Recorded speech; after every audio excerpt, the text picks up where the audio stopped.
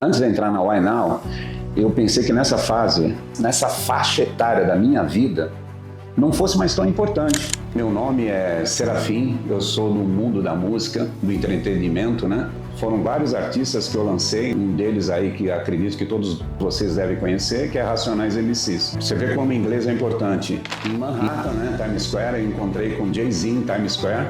Tive a oportunidade, sim, de conhecê-lo, né? Inclusive conheci. E foi onde eu dei o meu CD do Racionais, né, Sobrevivendo no Inferno, e dei um pôster a ele, mas eu vi a necessidade de falar o inglês. Eu não tinha, então precisei do quê? De um amigo poder falar com Jay-Z. Você está preparado para vir na Why Now? Então venha, porque a metodologia é sensacional. Eu já estou com mais de 50. Se eu estou aprendendo, você também tem que aprender. Venha para Why Now.